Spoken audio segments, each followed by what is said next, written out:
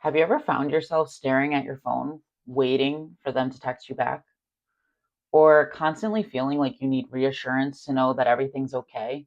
And no matter how many times they reassure you, the anxiety still comes back.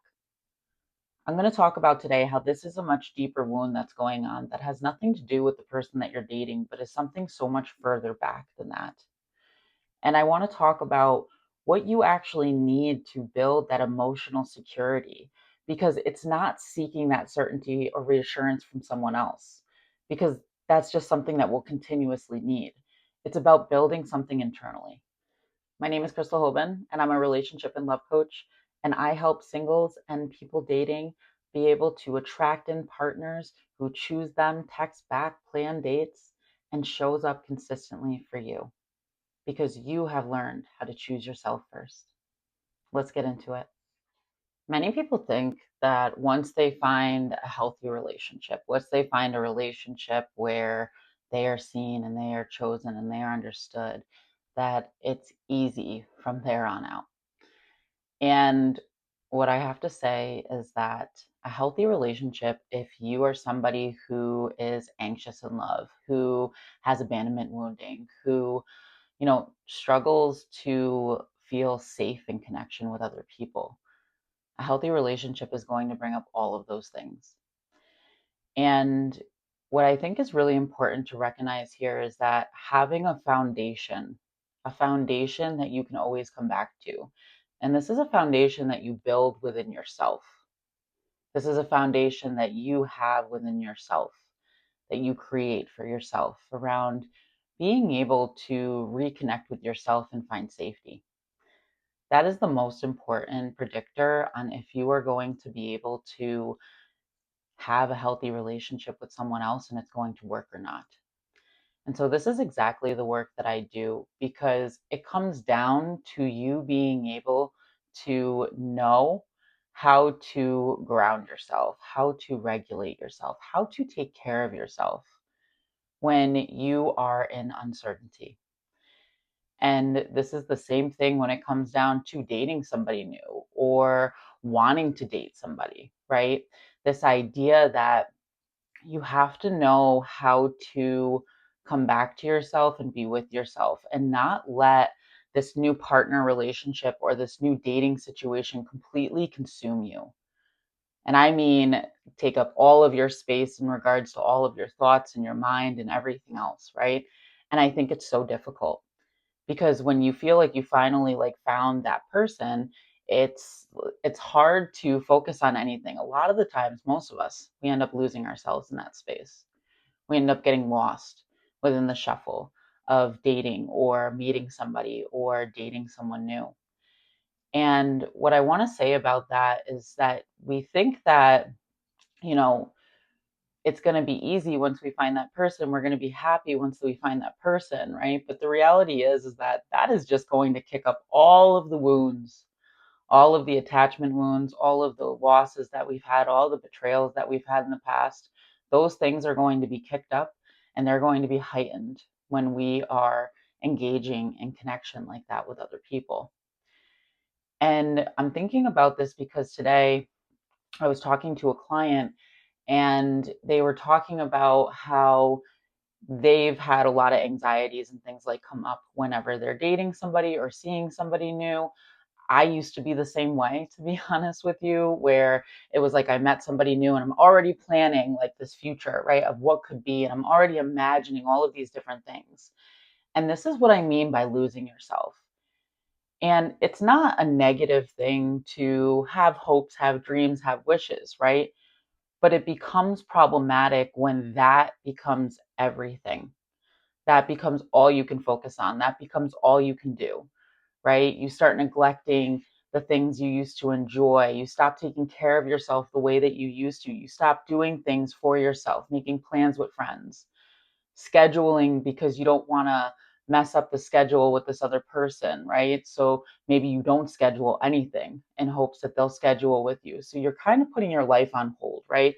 And this is what I talk a lot about. And this is the work that I do around helping people to not lose themselves when it comes to dating or relationships. Learning how to take care of yourself and feel regulated and grounded when the fears come up, when the anxieties come up. Instead of letting those things control you and take over and make you do something, how do you take care of yourself through that? How do you ground yourself through that? And one example of this from me recently is that I got into a conflict with my partner this weekend, and all of my abandonment stuff came up, right? And it's not like this stuff just goes away exactly. Like, it surfaces, but what you do with it is different, right?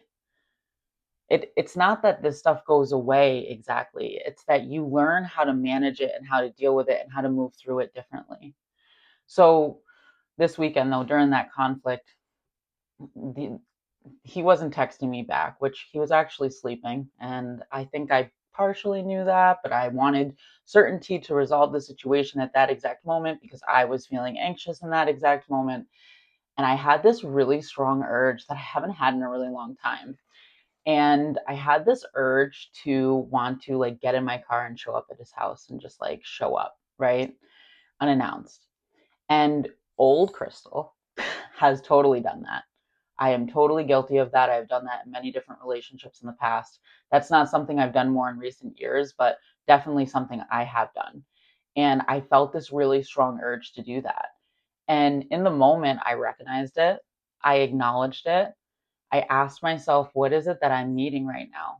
And what I realized is that I wanted some type of certainty that everything was going to be okay. And I wanted it from that person.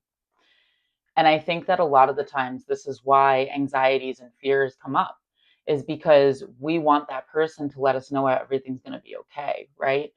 We want that person to let us know that things are good. And part of the work that I do is helping you to build the foundation to learn how to do that on your own, to learn how to take care and regulate those things on your own. Because you can seek that from someone else. Sometimes you'll get it, sometimes you won't. But in the times that you won't get it, how is that going to feel? How is that then going to affect you, right? That needs to be something that you learn how to give yourself. And so this weekend, when I had that urge to like go there and show up and all this stuff, I was like, that is not who I want to be. That is not who I am anymore. And that's also not necessary. And so instead, I asked myself, what do I need right now? What is it that I am hoping to receive from the situation that I am struggling to give myself? And what I realized is that I needed to take care of myself. I needed to learn how to self soothe. That's probably one of the biggest things when it comes to fears and anxieties coming up in connection, is that you never really learned how to self soothe and take care of yourself and regulate yourself. And it comes down to you being able to recognize what it is that you need to help you to calm down, to help you to be okay, to help you to refocus so that you don't get dragged off, right, on these like fear based thought patterns and cycling and what they're doing and all of these different stories within our mind, right? It's so easy to get lost in that space. It's so easy to be taken for a ride. And fear and anxiety is like the easiest thing to kind of trail upon, right? Especially when that's always been your normal. It's so easy to get lost in that and fall back into that. And what becomes really important is learning to trust yourself and learning to know that you don't need someone else to provide you that certainty. You don't need someone else to provide you that safety. That is something that you can learn to give yourself. And when you do learn to give that to yourself, then you stop needing that from other people. You stop seeking that out from other people, right? Because you're able to then give that to yourself and regulate yourself enough. The other thing that happens a lot too, that I'm thinking about when it comes down to this, is like you stop taking care of and doing your own things, right? You stop maybe working on your business as much, or you stop um, doing the things that you enjoy. Maybe your routine gets messed up when you meet somebody new. That's also a signal that you're turning that outwards, wanting somebody else to regulate you and take care of you and validate you and all of those things. And those are lovely things. Those are okay things to want from a partner. There's nothing wrong with that. But everything is balance. And so this comes back to learning how to give that to yourself, how to self-soothe, how to comfort yourself, how to regulate yourself so that you don't need that from someone else. Because the other thing that I've learned over the course of my life, and I see a lot with clients too, is that when we are constantly needing that reassurance from other people, or we're constantly needing that comfort and that certainty from others, and that's not something that we have learned to give ourselves, we often can be seen as like needy, I guess would be like the word that maybe you've heard used, where you're constantly needing something from your partner, and that can be really overwhelming for somebody else to constantly need to be regulating your emotions, right? Regulating your anxieties, regulating your fears. And it takes you being able to learn how to do that for yourself so you're not expecting that all of the time. Because if you are expecting that, and that's the only way you know how to get it, right? Like with this specific client, then when you can't get it, you feel like crap. You feel bad about yourself. You feel worthless, right? You're constantly focusing on what you could have done differently or how things could have been differently, right? You get stuck in the past. You get stuck in what could have been better. What did I do wrong, right? Where it's not so much that anyone did anything wrong, but it comes back to you learning how to center yourself, how to center yourself through conflict, how to center yourself through issues, how to center yourself through anxiety, how to center yourself through fear, right? So when you're dating, you're not constantly waiting for that text message back because that's like what makes you feel good, right? You're learning how to give that to yourself because then you can be a happier and more balanced person. You can be somebody who is able to sleep through the night without worrying.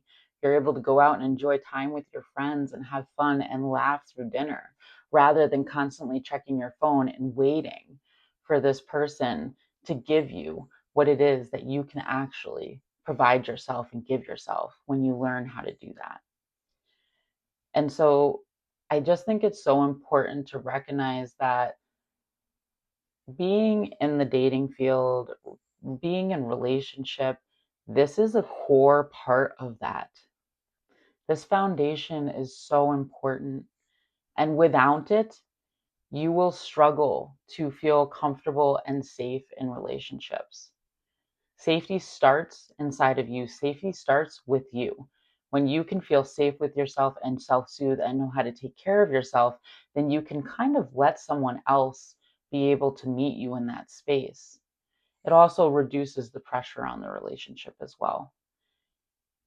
And I think that when you have a lot of attachment and betrayal kind of traumas and things like that, it's probably one of the harder things, to be honest, to learn how to do, especially when you've never ever received that. And one of the common threads that I see with people who struggle with this piece is that they didn't have emotionally available parents. And when we don't have emotionally available parents, we then seek that from partners, right? We want to be chosen. We want to be shown that they love us. We want, and any little thing that like doesn't show that, we're like reading into it hardcore, right? Instead of just seeing it as them being human. But when you build that foundation within yourself where you can self soothe, you can take care of yourself, you can regulate yourself, you don't actually read into everything so heavily because you're not expecting them to take care of every piece. And it brings this inner peace towards you in some ways. And this is also what makes it easier for you to be able to choose yourself when things aren't going well in a relationship. It keeps you from being able to see things through those rose-colored glasses, right? Because you're always able to come back to yourself and center within yourself. You're not expecting this other person to give you something that you can't give yourself. And what I see a lot is that inability to create that foundation for yourself is actually what creates this obsessive thinking, this over rumination, this need for this other person, right?